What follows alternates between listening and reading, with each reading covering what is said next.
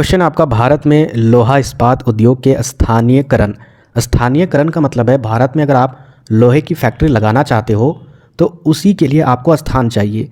तो उस जगह स्थापित करने के लिए जो स्थानीयकरण है और इसका विकास, उसके बारे में आपको वर्णन करना। यानी जहाँ भी जिस जगह पर लोहे इस्पात का उद्योग है वो स्थापित है उस स्थान में, तो उसको बताना है कि आखिर उसको स्थापित करने के लिए क्या क्या चीज़ें चाहिए, और साथ ही साथ जहाँ जिस क्षेत्र में अगर ये उद्योग स्थापित है तो उसका विकास कैसे हुआ, यानी किस किस क्षेत्र में, भारत के किस किस क्षेत्र में ये लोहा वाला इस्पात का उद्योग स्थापित है, वही इसके विकास में वर्णन करना है। उम्मीद करते हैं कि क्वेश्चन समझ गए होंगे। अब सीधा आंसर की ओर बढ़ते हैं। सबसे पहले आपको परिचय देना होगा और कुछ आपको लिखना होगा कि भारत में लोहा और इस्पात उद्योग देश के औद्योगिक विकास का महत्वपूर्ण हिस्सा है। लोहा इस्पात उद्योग जो है ना, वो एक आधारभूत उद्योग है। आधारभूत कहने का मतलब है, अगर आपको ऑटोमोबाइल वाले जो कंपनी मिलेंगे, यानी जो जिसमें आपका कार वगैरह बनता है, गाड़ी वगैरह बनती है, तो उसके लिए आपको इस्पात की ज़रूरत है, लोहे की ज़रूरत है, वो कहाँ से मिलेगी?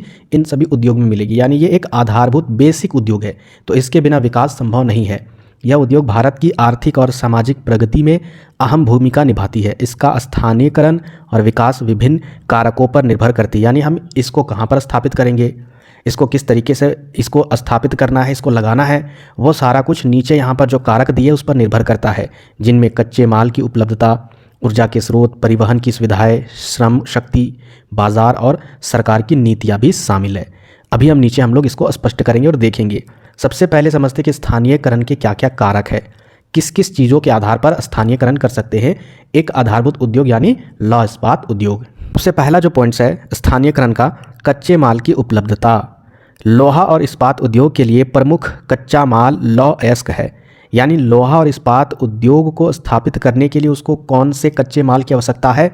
लौह अयस्क की आवश्यकता है। अब जहाँ पर आप स्थापित करना चाहते हो इस फैक्ट्री को, इस उद्योग को, बगल में आसानी से अगर आपको यह अयस्क नहीं मिलता है या कच्चा माल नहीं मिलता है तो फिर आप उसका स्थानीयकरण नहीं कर पाओगे। इसीलिए इसकी आवश्यकता बहुत ही ज़्यादा ज़रूरी है। भारत में झारखंड, उड़ीसा, छत्तीसगढ़ और कर्नाटक जैसे राज्यों में लौह अयस्क प्रचुर मात्रा में पाए जाते हैं, इसलिए इन क्षेत्रों में यह स्थानीयकरण है।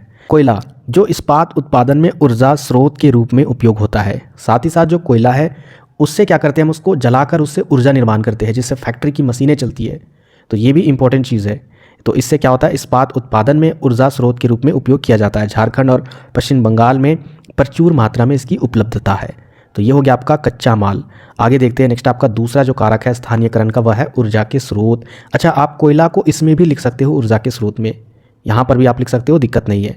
लोहा और इस्पात उत्पादन के लिए बड़ी मात्रा में ऊर्जा की आवश्यकता होती है। भारत में कोयला आधारित ऊर्जा के अलावा तो ये दो उद्योगों की आवश्यकता और पड़ती है इस्पात उत्पादन के लिए, यानी लोहा और इस्पात उत्पादन के लिए। पहला उद्योग है आपका हाइड्रो इलेक्ट्रिक और दूसरा आपका थर्मल पावर प्लांट। ये दोनों की भी आवश्यकता पड़ती है ऊर्जा निर्माण करने के लिए, ताकि लौह और इस्पात का उत्पादन हो सके। तीसरे नंबर पर आपका परिवहन सुविधाएँ।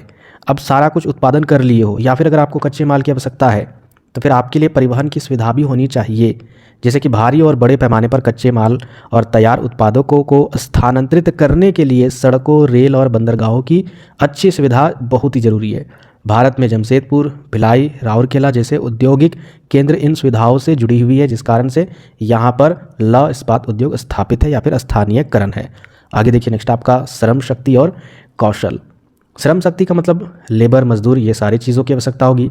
कौशल का मतलब इंजीनियरिंग किए हुए लोग, टेक्निकल चीज़ों में कौशल अगर उनको है, हुनर है, तो उनकी भी आवश्यकता होगी। तो भारत में सस्ते और कुशल श्रमिक की उपलब्धता ने इन उद्योगों को बढ़ावा दिया है। औद्योगिक क्षेत्र में स्थानीय श्रमिकों को प्रशिक्षित कर रोजगार के अवसर भी दिए हैं। यानी इन सभी चीज़ों की आवश्यकता भी पड़ती है स्थानीयकरण में। आगे देखिए नेक्स्ट, आपका 5 नंबर, बाजार की उपलब्धता। यानी बाजार की भी सुविधा होनी चाहिए। अब सारा सामान बना लिए हो, परिवहन की भी सुविधा है, लेकिन आपको लेकर कहाँ बेचना है ये सुविधा नहीं है, तो फिर बेकार हो जाएगा। लोहा और इस्पात का उद्योग निर्माण ऑटोमोबाइल, रेलवे और अन्य उद्योगों में बड़े पैमाने पर होता है। भारत के बड़े शहरीकरण और औद्योगिकीकरण ने इस्पात की मांग को बढ़ावा दिया है। यानी यहाँ पर ओवरऑल यही चीज़ बोला गया है कि बाज़ार की भी यहाँ पर पूरी तरीके से सुविधा है। क्यों? क्योंकि ये एक आधारभूत उद्योग है, जैसा कि मैंने आपको पहले बताया। इसके बिना ना तो आपका ऑटोमोबाइल, रेलवे या भी जो भी अन्य उद्योग है वो चीज़ें नहीं बनेगी। तो ये सारे जो चीज़ें हैं भाई, यही तो एक बाज़ार है, यही तो खरीदते हैं, यही तो मांग करते हैं, फिर इसको वहाँ पर भेजा जाता है। आगे देखिए नेक्स्ट, आपका सरकार की नीतियाँ। सरकार ने नई औद्योगिक नीति, मेक इन इंडिया और आत्मनिर्भर भारत जैसी योजनाओं के तहत इस उद्योग को प्रोत्साहन दिया है। यानी जो भी यहाँ पर सरकार की नीतियाँ है, जैसे कि मेक इन इंडिया, इसके तहत लोगों को स्किल किया गया ताकि इन सभी चीज़ों में कुशल श्रमिक या जो भी चीज़ें वो यहाँ पर सीखेंगे वो इन फैक्ट्रियों में काम करेंगे। साथ ही साथ आत्मनिर्भर भारत जैसी जो योजनाएं निकाली गई है, इसके तहत भी इन उद्योगों को बहुत ज़्यादा प्रोत्साहन दिया जाता है। हालांकि ये कोई काम के नहीं है, इसको धरातलीय स्तर पर अच्छे से नहीं निभाया जा रहा है, सारा कुछ धांधली और घोटाला हो रहा है।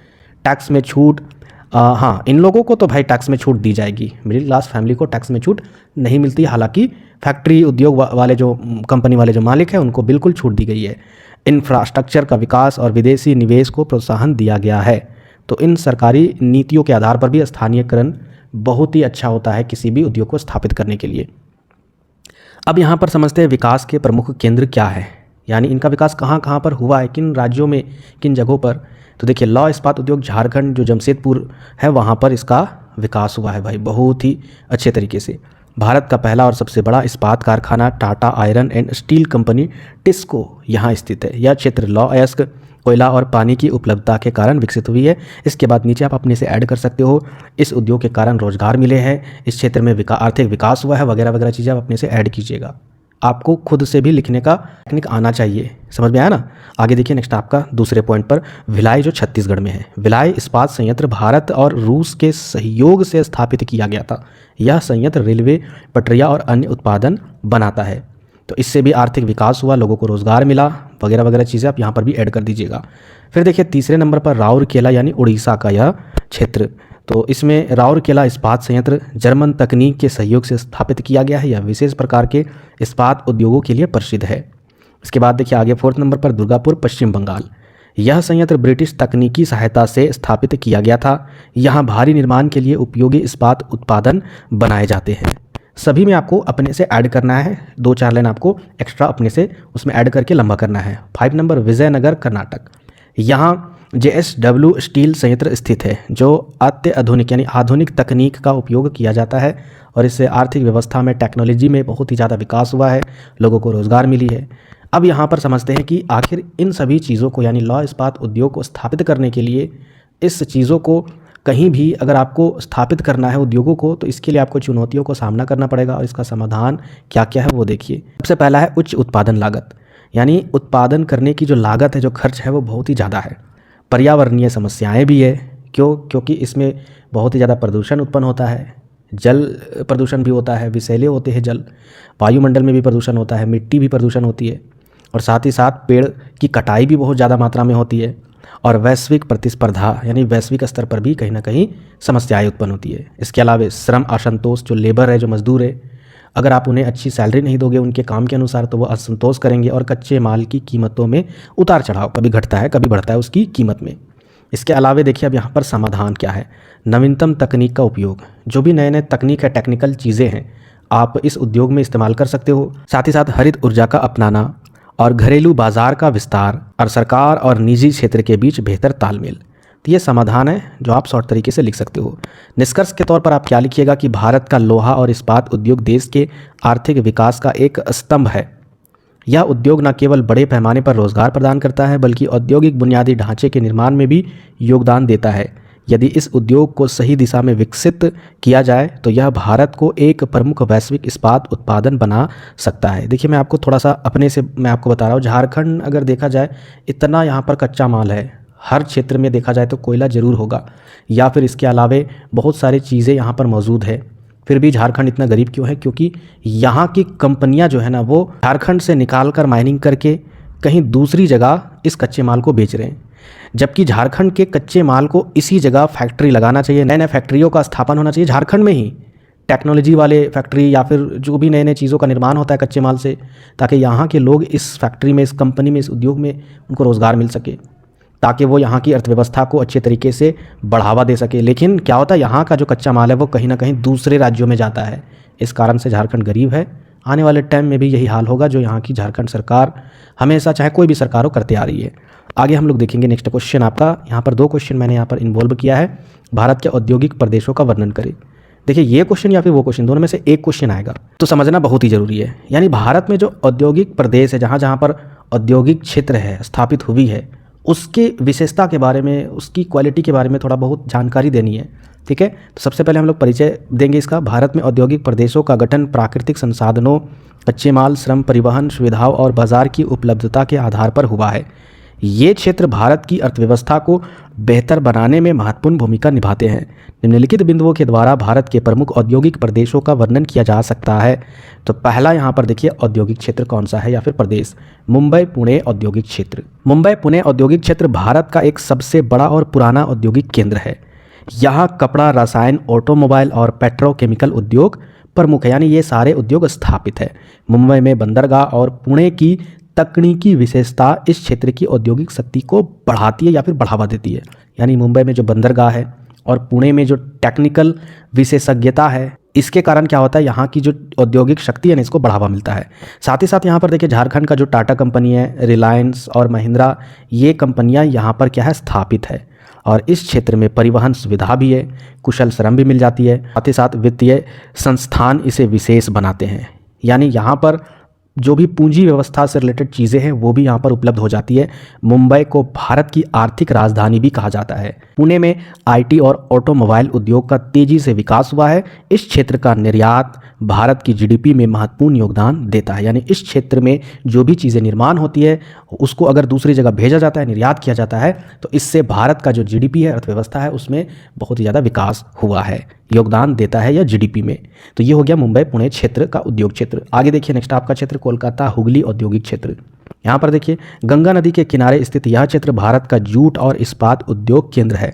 कोलकाता में बंदरगाह और हुगली नदी का जल परिवहन इसे बढ़ावा देता है। यहाँ जूट, रसायन, इंजीनियरिंग और इस्पात उद्योग प्रमुख है, यानी यहाँ पर ये सारी उद्योग स्थापित की गई है। कोलकाता भारत का पूर्वी आर्थिक केंद्र अपने व्यापार और सांस्कृतिक महत्व के लिए जाना जाता है। कोलकाता और साथ ही साथ भारत का जो पूर्वी आर्थिक केंद्र है वह अपने व्यापार और सांस्कृतिक महत्व के लिए जाना जाता है। साथ ही साथ यहाँ पर डनलप, टीटागढ़ और डामोडर जैसी कंपनियां यहाँ पर क्या है, स्थापित है। साथ ही साथ हुगली के किनारे स्थित बिजली संयंत्र और कारखाने औद्योगिक उत्पादन को बढ़ावा देती है, गति देती है। यह क्षेत्र कृषि उपकरण, कपड़ा और अन्य उत्पादों के लिए भी प्रसिद्ध है। देखिए यहाँ पर समझाने लायक कुछ नहीं है, थोड़ा बहुत आपको रट्टा मारना ही होगा, क्योंकि इसमें चेंज क्या कर सकते हो, यहाँ पर जो भी उद्योग है उसको तो आप बदल नहीं सकते हो, तो इसके लिए आपको पढ़ना होगा, याद करना ही होगा कुछ कुछ। आगे देखिए नेक्स्ट आपका तीसरा नंबर अहमदाबाद वडोदरा औद्योगिक क्षेत्र। गुजरात का यह क्षेत्र कपड़ा, रसायन और पेट्रोकेमिकल उद्योग के लिए फेमस है, प्रसिद्ध है। अहमदाबाद को भारत का मैनचेस्टर कहा जाता है, जहां कपड़ा उद्योग सबसे अधिक विकसित है। वडोदरा में पेट्रोकेमिकल और फार्मास्यूटिकल उद्योग भी यहाँ पर फेमस है, यानी प्रमुख है। यहाँ रिलायंस, अडानी और केमिकल कंपनियाँ भी मौजूद है। कच्छ की खाड़ी और बेहतर परिवहन सुविधाएं निर्यात को बढ़ावा देती है, यानी यहाँ की जो कच्छ की खाड़ी है और यहाँ की जो परिवहन की जो सुविधा है वह बहुत ही अच्छी है, जिस कारण से यहाँ के बने हुए जो भी प्रोडक्ट है उसको निर्यात करने में बढ़ावा देती है। यहाँ कृषि उपकरण, मशीनरी और सिरेमिक, ठीक है, ये सिरेमिक भी कुछ चीज़ों का निर्माण होता है रबर जैसा, तो सिमेरिक उद्योग भी तेज़ी से विकसित हो रही है। चलिए आगे देखते हैं फोर्थ नंबर जो क्षेत्र वह दिल्ली एनसीआर वाला औद्योगिक क्षेत्र है। दिल्ली और राष्ट्रीय राजधानी क्षेत्र यानी एनसीआर भारत का प्रमुख सेवा और उत्पादन केंद्र है। ऑटोमोबाइल, उपभोक्ता वस्त्र, इलेक्ट्रॉनिक्स और सूचना प्रौद्योगिकी यानी इंफॉर्मेशन टेक्नोलॉजी यानी आईटी कंपनियां यहाँ पर क्या है, मौजूद है, फल फूल रही है। गुड़गांव और नोएडा में मल्टीनेशनल कंपनियां और स्टार्टअप्स का केंद्र है। यहाँ पर कुशल श्रम, बेहतर परिवहन और अंतर्राष्ट्रीय हवाई अड्डा औद्योगिक विकास का प्रोत्साहन करती है, यानी यहाँ पर जो भी श्रम है वो बहुत ही ज़्यादा कुशल है और यहाँ की जो परिवहन व्यवस्था है वो बहुत ही अच्छी है। अंतर्राष्ट्रीय हवाई अड्डा भी यहाँ पर मौजूद है, जिस कारण से क्या होता है, यहाँ की जो औद्योगिक व्यवस्था है इसको प्रोत्साहित करती है। क्षेत्र में बड़े बाजार और शहरी बुनियादी ढांचे का भी लाभ मिलता है। यहाँ पर बड़े पैमाने पर बाजार व्यवस्था भी है और शहरीकरण के कारण यह बहुत ही ज़्यादा लाभदायक है। IT, ई-कॉमर्स और वित्तीय सेवाएं इस क्षेत्र की विशेषता है। दिल्ली का राजनीतिक और व्यापारिक महत्व इसे अन्य क्षेत्रों से क्या करता है, अलग बनाता है। अब 5 नंबर देखते हैं यहाँ पर क्या आपका चेन्नई कोयम्बटूर औद्योगिक क्षेत्र। दक्षिण भारत का यह क्षेत्र ऑटोमोबाइल, कपड़ा और IT उद्योग के लिए प्रसिद्ध है, यानी इंफॉर्मेशन टेक्नोलॉजी, सूचना प्रौद्योगिकी उद्योग। चेन्नई में हुंडई, फोर्ड और टीवीएस जैसी कंपनियों के संयंत्र है, यानी ये सारी कंपनियां यहाँ पर स्थापित है, जिससे इसे भारत का डेट्रॉयड कहा जाता है। कोयंबटूर कपड़ा और मशीनरी उद्योग के लिए भी प्रसिद्ध है। इस क्षेत्र में चेन्नई बंदरगाह का बड़ा योगदान है, जो अंतर्राष्ट्रीय व्यापार को आसान बनाता है। यहाँ रसायन, हार्डवेयर और कृषि उपकरण उद्योग भी तेजी से विकसित हो रहे हैं। कोयंबटूर के कुटीर उद्योग यानी जो छोटे उद्योग हैं और पारंपरिक उत्पादन इसे विशिष्ट पहचान देती है। परंपरा से बहुत सारे लोग क्या करते हैं, कुछ चीज़ें बनाते हैं, तो वो पारंपरिक उद्योग भी यहाँ पर फेमस है और छोटे छोटे उद्योग भी। आगे देखिए 6वां नंबर झारखंड बिहार उद्योग क्षेत्र। इसका तो आपको बेसब्री से इंतजार होगा। यह क्षेत्र खनिज संसाधनों जैसे लौह अयस्क, कोयला और बॉक्साइट के लिए फेमस है, प्रसिद्ध है। जमशेदपुर, बोकारो और रांची इस्पात उद्योग यह क्या है, मुख्य केंद्र है उद्योग के। बोकारो हो गया, रांची हो गया, ये क्या है, और जमशेदपुर भी हो गया, ये सारे केंद्र है उद्योग के। टाटा स्टील और सेल जैसी कंपनियां यहाँ पर मौजूद है। इस क्षेत्र में भारी उद्योग, बिजली संयंत्र और खनन उद्योग प्रमुख है। यहाँ की प्राकृतिक संपदा उद्योगों को बढ़ावा देती है। यहाँ की जो भी प्राकृतिक संपदा है, जो भी प्राकृतिक रूप से ज़मीन के भीतर कच्चे माल है, वो क्या करते हैं, उद्योगों को बढ़ावा देती है। इस क्षेत्र में रेलवे उपकरण, इंजीनियरिंग सामान और सीमेंट का उत्पादन होता है। हालांकि औद्योगिक विकास के बावजूद सामाजिक और पर्यावरणीय चुनौतियां भी यहाँ पर झारखंड बिहार में मौजूद है। यानी सामाजिक चुनौतियां क्या है, सामाजिक समस्या आपको पता है अच्छे तरीके से। आपकी ज़मीन है जिस पर आप खेती बाड़ी करते हो, और अगर खनन के कारण आपके खेत को, आपके घर को, आपके ज़मीन को अगर कोई कंपनी खरीद ले या फिर उसमें खनन कर दे, उत्खनन कर दे, तो कहीं ना कहीं आपको नुकसान होगा, समाज को नुकसान होगा। पर्यावरण, बहुत सारे जंगल, पेड़ काटे जा रहे हैं जिस कारण से पर्यावरण में बदलाव हो रहे हैं। तो ये सारी चुनौतियाँ यहाँ पर मौजूद है फैक्ट्री या फिर उद्योग को स्थापित करने के लिए। आगे देखते हैं 7 नंबर लुधियाना अमृतसर औद्योगिक क्षेत्र। पंजाब का यह क्षेत्र कृषि उपकरण, साइकिल निर्माण, जी हाँ, साइकिल निर्माण और कपड़ा उद्योग के लिए प्रसिद्ध है। लुधियाना को साइकिल सिटी और कपड़ा राजधानी भी कहा जाता है। यहाँ के लघु और मध्यम उद्योग, यहाँ के जो छोटे छोटे उद्योग हैं और छोटे से थोड़ा सा जो बड़े उद्योग होते हैं उसको बोलते हैं मध्यम उद्योग, जैसे कि हौजरी और गारमेंट निर्माण। हौजरी का मतलब होता है पैर में जो कपड़ा पहनते हैं। गारमेंट का आपको पता ही है कि कपड़ा जो बनाया जाता है, पैंट शर्ट वगैरह जो भी चीज़ें हैं, साड़ी वगैरह जो भी चीज़ें हैं, तो ये सारे जो उद्योग है, ठीक है, निर्यात में योगदान करते हैं। अमृतसर में यानी ये सारे चीज़ें यहाँ पर बनती है और दूसरी जगह भेजी जाती है, वही यहाँ पर बोला गया निर्यात में योगदान करते हैं। अमृतसर में खाद्य निर्माण और पारंपरिक हस्तशिल्प उद्योग प्रमुख है। पारंपरिक हस्तशिल्प का मतलब हाथ से बने हुए चीज़ें। परंपरा से बहुत सारे लोग क्या करते हैं कि उनके ख़ानदान में बनाते आ रहे हैं हाथ से ये डिज़ाइन की चीज़ें, तो वो भी बनाते आ रहे हैं।